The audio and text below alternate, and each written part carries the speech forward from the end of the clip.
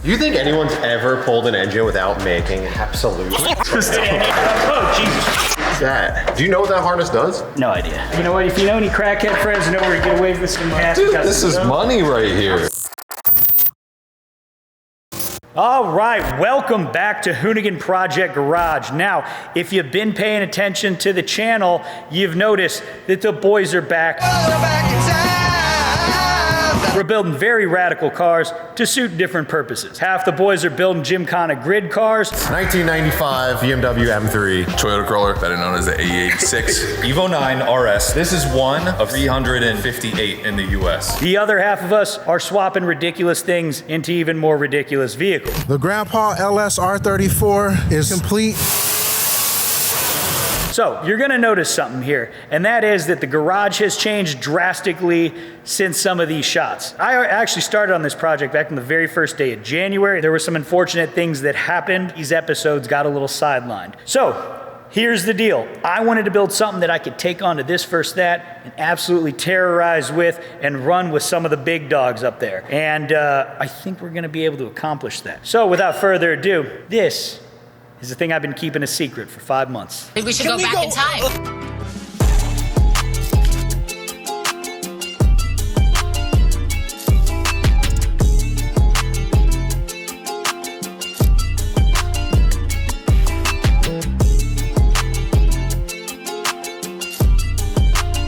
So if you've seen any of the other builds that I do, you'll know that there's always a few things that they have in common. One, V8 power. Duh. Two, it's gotta be usable. It's gotta be reliable enough to drive a few thousand miles so I can take it on road trips because I use all of my vehicles. Gotta have AC, that's important. This one is gonna be a little bit different. This is a completely bone stock 98 two-door Tahoe. You know, they come from the factory with usually a 350 and the notoriously bad 4L60E transmission. Now, this one has not been messed with. It's in perfect running condition. Everything works great. It's only got 170,000 miles on it, so it's kind of a shame because this would be a great runner if I just wanted to daily it. Bought it in Las Vegas, drove it back. It gets about 15 miles to the gallon on the highway. Not bad for an old truck. It is lacking in the power department, which is something we will be addressing immediately. This is gonna come out, and you know what? This is gonna be up for sale, probably on our eBay store, but if not, you can holler at me. Just go to my Instagram, it's Mr. MISTER_Zachary. Hit me up. You know, if you want it, I'll give you a killer deal. You just gotta pick it up here in Compton. Also,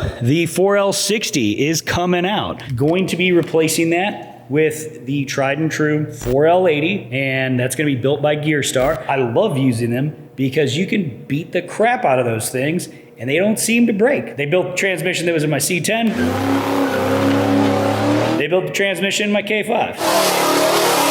Power plant, we're gonna get into that a little bit later. Well, top secret. Probably in the next episode here, because we're using something real special. Now, it's not gonna be a typical LS swap. Finally. It's not gonna be a small block. It's not gonna be a big block. It is going to be a V8, and it will need to make a lot of power. We gotta turn 4 wheels. We gotta move 6,600 pounds. God damn, that's a big bitch. And we gotta get it into the 9s, so it's gonna take a lot. Luckily, got some up our sleeves for that. For the exterior, we're not gonna do too much. We wanna keep it real mellow. We will be changing these gross wheels out, wheels and tires. I mean, that's gotta go. But we're probably gonna hit it with a nice paint correction because it's old paint. Probably fix some of the digs, you know, just touch it up. And we're definitely getting rid of these graphics because, well, I'm just not a fan.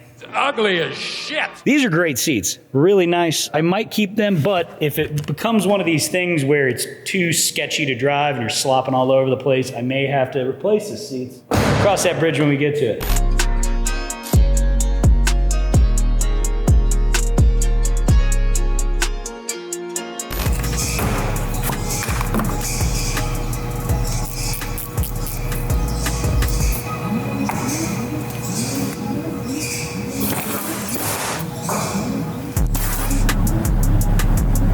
For now, the first step is gonna be stripping this thing down. So first and foremost, I gotta pull the transfer case and I'm gonna send that to Gearstar so they can rebuild it, use some stronger components inside it just so we can make sure that we're not gonna blow anything up. And then we'll get the engine and transmission out and probably clean this thing up a little bit because you know what? It's inevitably gonna have 25 years of grit and grime on it, so we want a clean working space. Let's get this thing on the lift.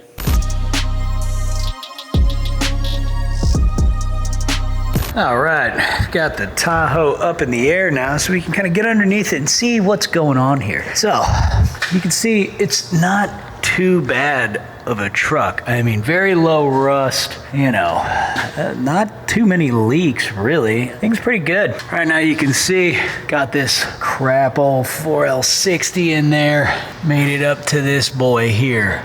So what we're gonna do is we're gonna start pulling stuff. We'll pull the drive shafts off. We're gonna get this disconnected and just pull this T-case out. I think first up, we might just sawzall the exhaust off and get that out of the way just because we don't need it.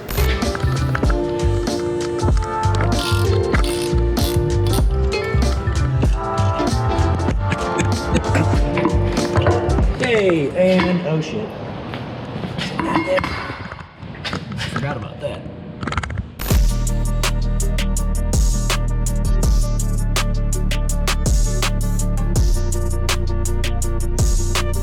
Okay, so here's what we're gonna do. We got the truck up. I've got the both the front and the rear drive shaft taken out. Drained the transfer case. Now we're just draining the trans. And you know what? You can tell by the color of this trans fluid that, you know, this thing is in good shape. So it does shift perfectly. No problems with it whatsoever. You know, drain plug with everything looks like it's been serviced properly. So this will actually be for sale. Yeah, so basically I'm gonna let that drain. Then we're gonna support this. We're gonna pull off this cross member here, support the trans, support the transfer case, and then we'll separate the transfer case so we can pull that off, leave the trans in, probably put this back up, and then we're gonna call it a night and then continue working tomorrow.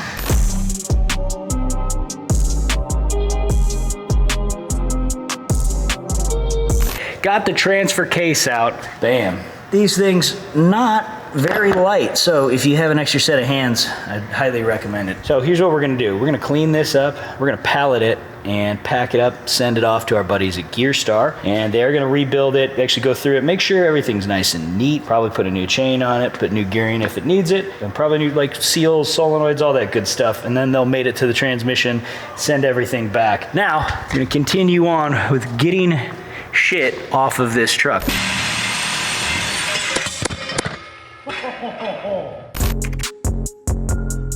We're back on the Tahoe. Now, got a lot done yesterday. We got the transfer case out, got that shipped off to Gear Star. And, you know, I realized that what I was gonna do is I was gonna pull this down and then take the front clip off. Then I just realized I took all this shit off, so I might as well just pull the trans from the bottom and save a little struggle. So that's what we're gonna do.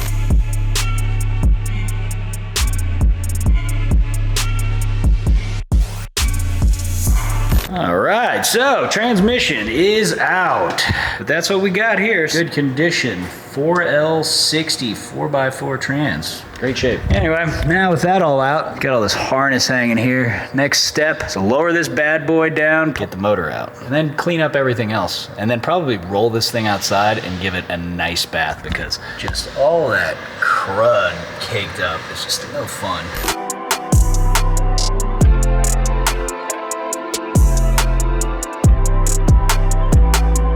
So me and Big Rich just got the hood off this thing, and right now we're just removing a bunch of crap that we're never gonna use again in this thing. Mostly emission stuff, electrical stuff, the AC, the old AC stuff.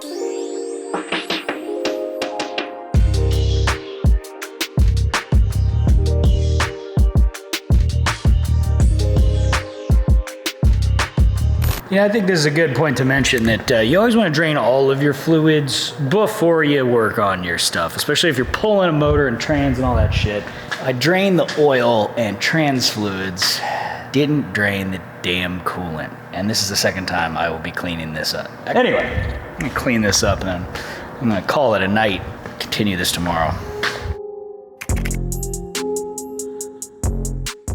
All the signs of a motor being pulled. You know, I love it. Even every time you go to just drain all the fluids out, magically there will be fluids in the block somewhere. Somewhere. You could have every bucket, you could have every catch. You're still gonna get fluid on the ground, but whatever, it's all good. So we gotta pull 800 pounds worth of, what is this, an LT?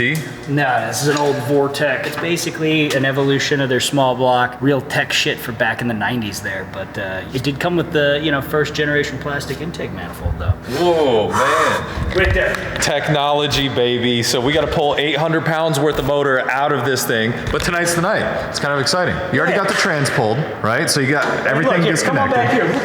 Look at this wonderful pile of parts that we're either gonna, I don't know, give away or sell. You know what? If you know any crackhead friends, know where to get away with some cash. Dude, this is money right here. I'm saying though. This is cash. Got a radiator. Yeah. This is not part of that. Yeah. We got the mass air. We got the fan shroud. We got the 4L60 that's actually in decent shape. Look at, you could carbon date this to figure out what the, I mean, we know what year it is, but. I'm not here. You are, you're helping us out. I don't want to help pull anything. You're helping us pull this motor. Did he cut that wiring He harness did, in he half? sliced Yeah? it right up. Did you get that on camera? No. We should go film it though, so when this thing doesn't run and he's having a hard time, we'll remember why. What is it, Zach? Did you? What? What is that? Do you know what that harness does? No idea. I was so sick.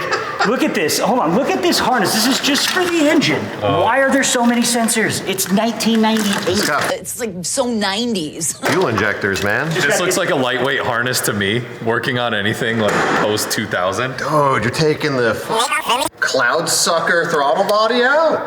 Dude. Dude, that's cool. What do you think this this big old V8 makes? $170.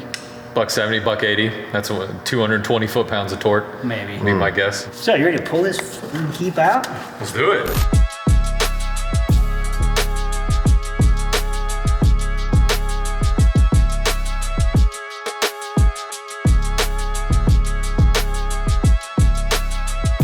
All right, here's a perfect example of when you have a tool that you think makes everything so much easier, which is just like, look at this man's positioning. Like, he doesn't seem worried about anything because he has a forklift. Problem. But honestly, every time we use a forklift to put a motor in or out. Pull her up, Ron. So Yeah, what we got pull- on that? So Vinny, I need oh, Jesus. Vinny, I need you on this I'm side. busy. Jesus. There you go. I bet that's all making in the pan. Look at how perfect that placement is Damn. on the drip tray. Oh, man.